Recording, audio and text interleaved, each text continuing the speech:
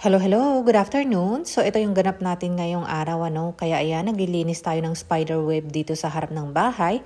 Tapos si Habi naman tinanggal niya yung isang malaking bushes dito sa harap, ano, dahil nga namamatay na hindi naabutan ng sprinkler. Kaya ayan, ay inayos niya at nilinis niya dahil balak kong taniman ito ng cactus dito sa harap ng bahay, ano. Kasi pinag-usapan din namin na maybe tanggalin pa namin yung dalawa pang malaking bushes, ano, para maiba naman yung design dito sa bahay. Lalo na sa harap ng bahay, kaya ayan, papalitan natin ng cactus.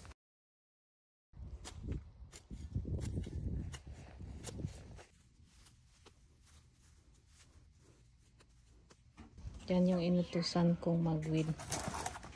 Why do you have ice in here? What's the use of ice? To make the soil not hard and it'll be easier to pick. No, the soil is not hard, silly. Yeah, that's kind of hard to pick it. No, I just do this. And those the are soil baby grass. Will just stick on its own. What?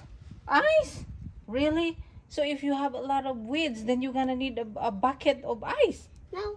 Crazy. Not a lot. Just See, a little. that is just a baby grass. You don't have to put the ice on it. Like what I found. I was like washing this bowl and there was dirt in it and then there's like a tiny bit of sparkles. There's like tiny bits of gold in there. Where is that? Like it's like right here. Kinda. And what do you think it is? Gold. It's shiny. It is? What? Gold. I think it's shiny. Oh yeah, then you're gonna be rich if that is gold. Yeah. Do you tell Daddy? Okay. Dad. Dad, may nahukay daw siyang gold. Look. It's a little bit, but it's like really tiny. Right here, it's like shiny. I can. That's a lot of gold, Dad. Your kid gonna be rich. Okay. You finished with what you're doing in there?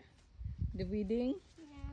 Okay, you still have to do it inside the plants in there. No, I think 10 minutes break. A 10-minute break. Silly. Ay, nako, laking tuwa lang natin siguro, ano, kung totoong gold yung hinukay ng anak ko. Kaya, ayan. Anyway, tumutulong talaga siya sa mga gawaing bahay. Yun nga lang, marami siyang sinasabi or maraming angal, ano. For example, yung 10 minutes na trabaho niya, mga 1 to 2 hours naman yung pahinga niya. Anyway, ayan, nagtutulungan talaga kami dito sa bahay, ano. Si Habi naman talagang sineryoso yung paglinis ng dried leaves or yung mga excess na branches dito sa ilalim, ano, ayan, para malinis at maganda tingnan. Kaya ayan, ang dami ding damo, ano, kaya nagdadamo din ako para totally malinis, ano. And then after natin magdamo, nag-edger na din ako at nag-blower para si Habi naman ang mag-mower para mas mabilis yung trabaho at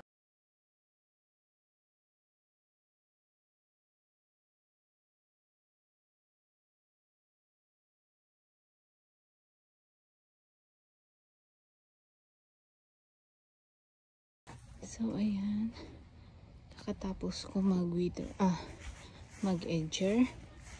So mag-blower naman tayo and then si Habi ang magmo-mower. So yan yung ating teamwork. Yan. See? Yan. Maganda talaga pag tulong-tulong sa mga gawaing bahay kasi nga mabilis talaga ang trabaho at saka medyo less yung pagod, ano, kasi kung ako lang ang gagawa nito, grabe, super nakakapagod, lalo maluwang yung ating back and front yard, ano. Kaya ayan, maaliwalas na ulit tingnan. Dito na side ang daming mga patay na damo, ano, kasi nga sa sobrang init, but anyway makaka-recover yan sila pag winter.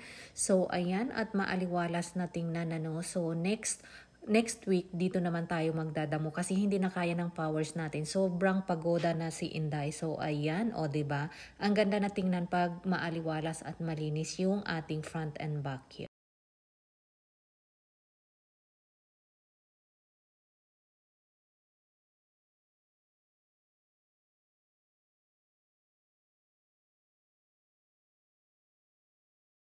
So ayan habang nagmo-mower si Habi sa likod, mag-harvest tayo ng ating gulay dahil super laki na, nakita ko lang kanina, para ipamigay natin kasi sayang. Dahil yung hinarvest ko last 2 days ago, hindi ko na i-post, ayun, na sayang lang nandun sa backyard, kaya i-compost na lang natin. Kaya i-harvest natin yung ating gulay ngayon para i-post natin mamayang gabi para ipamigay natin.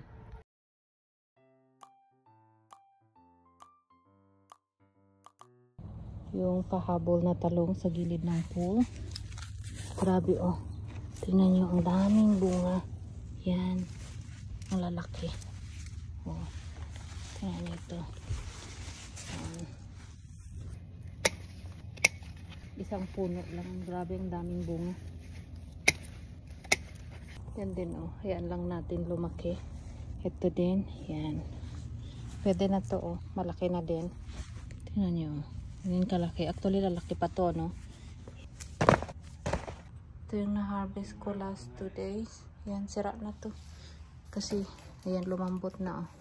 Hinayaan ko sa labas kasi hindi nakasya sa ref. Punong-puno yung ref namin. Yan. Sayang. Nakalimutan ko kasi i-post. Yan. So, ayan yung talong. So, yung malalaki lang ang i-harvest natin, ano? Pati yung ating ampalaya, oh. Yan.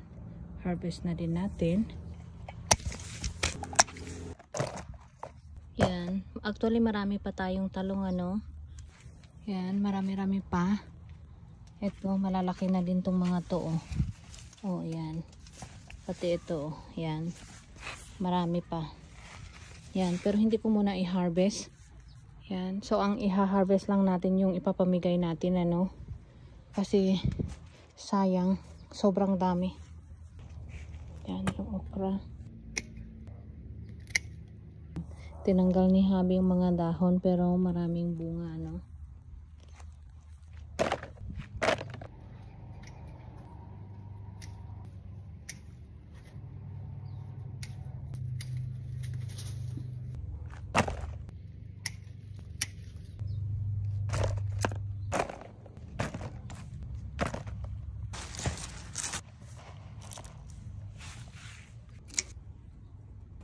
Yan. Ewan ko kung makakahabol kasi fall na. Lumaki na yung sitaw. Daming patola. Yan.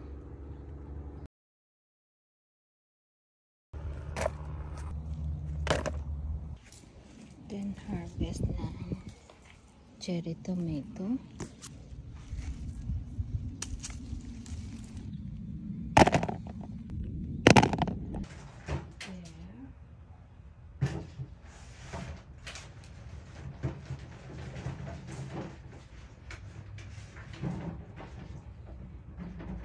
So, ayan. Ito yung ating harvest ngayon. Actually, marami pa tayong talong pero hindi natin kinuha lahat.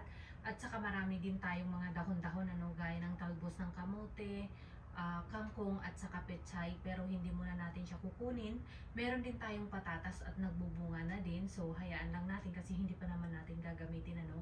So far, ito lang yung hinarvest natin para ipamigay natin yung zucchini at saka yung talong. The rest, i-keep natin. So, ayan. Ayan, fresh gulay from our garden and all organic. So, ayan, saktong-sakto at meron na tayo ulit isa-share na gulay. Ayan, ready na itong i-post maya-maya, ano. So, ito yung ibibigay natin. Saktong-sakto din at super gutom na din tayo, ano. Kaya, ready na tayo for dinner. Kaya pagpasok ko, ayan, nakagawa na din si Habi ng ating dinner. Ayan, sandwich with cucumber. Kain tayo.